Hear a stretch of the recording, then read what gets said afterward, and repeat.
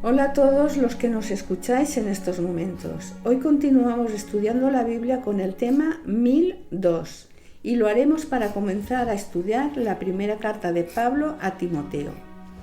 Como siempre, le damos la palabra a Francisco. Bienvenidos al estudio de hoy.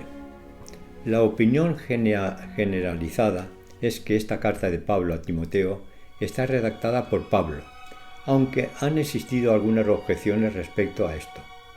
El motivo es que en estas cartas a Timoteo, Pablo trata de problemas de la administración de la Iglesia, con mayores detalles que en otras partes del Nuevo Testamento.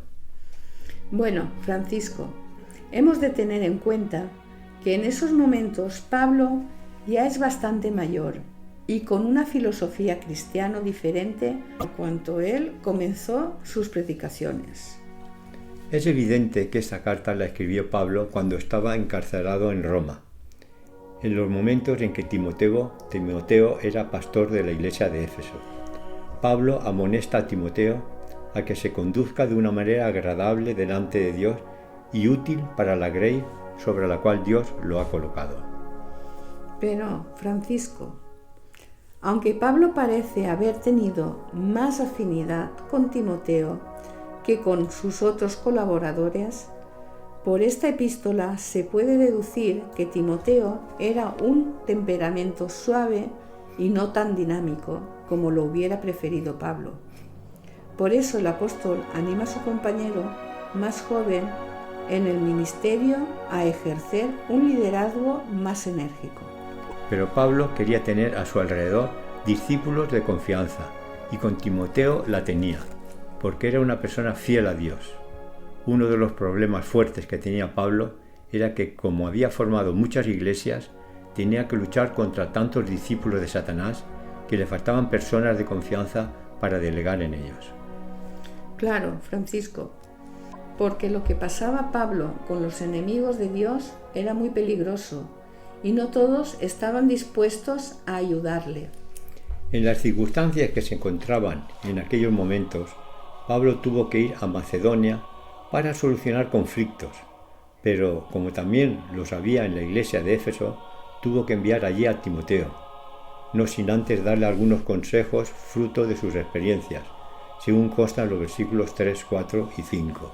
Efectivamente, pero por lo que leo, también había problemas con la interpretación de la ley, supongo que ocasionadas por los cristianos judíos. Claro, Victoria, que eran estos judíos. Cristo reprochó la incapacidad de los escribas y maestros para comprender el significado de la ley. Las palabras de un maestro tienen profunda influencia, y cuando sus palabras se pronuncian sin discriminación ni la debida comprensión, solo pueden confundir. Es cierto, porque dice Pablo en el versículo 8, pero sabemos que la ley es buena si uno la usa legítimamente. Como recordatoria voy a repetir lo que dije en el tema 903 que ya estudiamos en su día. El intentar guardar la ley no nos salva, pero es como un espejo que en vez de reflejar nuestro rostro refleja la norma moral de funcionamiento humano. Es como un manual que nos proporciona nuestro Creador para que, aunque vivimos en un mundo de pecado, podamos tener la esperanza de que llegaremos a vivir eternamente con el Señor.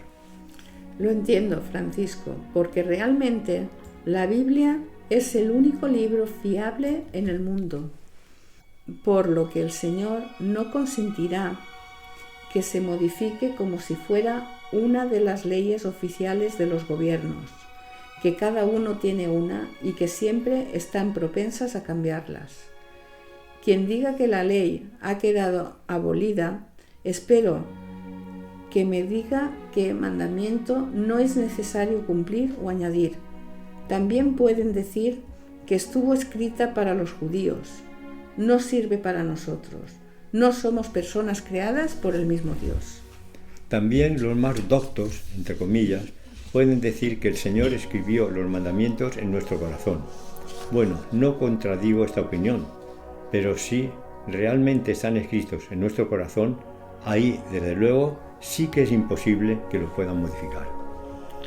Hemos de tener en cuenta que las normas de funcionamiento o decretos ceremoniales que Dios les dio a los israelitas fueron escritos por Moisés en un libro que puso al lado del Arca de la Alianza. El libro desaparecería y seguirían otras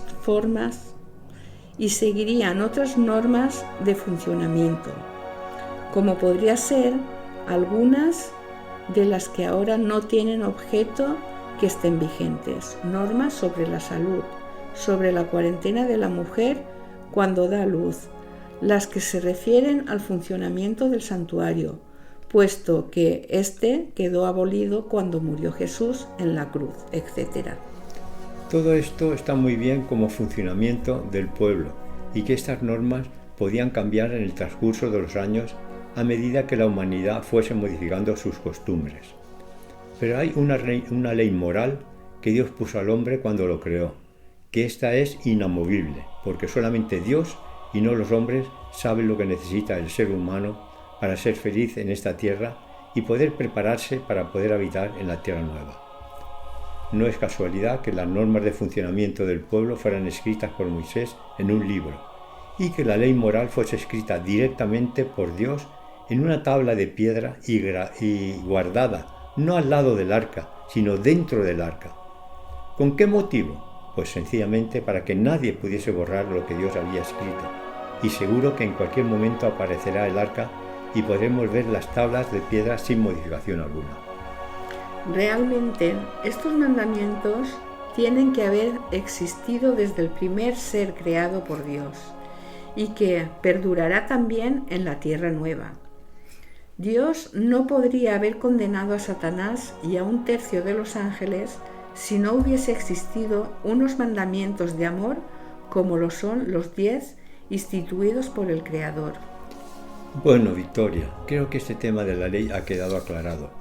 No obstante, si alguno no lo entiende, que acuda al Señor para comprobar si han quedado abolidos los 10 mandamientos o es que es más cómodo no cumplirlos.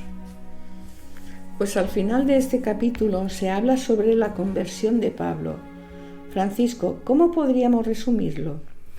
Pues primero leo los versículos 12 y 13, que dicen así: Doy gracias al que me fortaleció, a Cristo Jesús nuestro Señor, porque me tuvo por fiel, poniéndome en el ministerio, habiendo yo sido antes blasfemo, perseguidor e injuriador, mas fui recibido a misericordia, porque lo hice por ignorancia e incredulidad.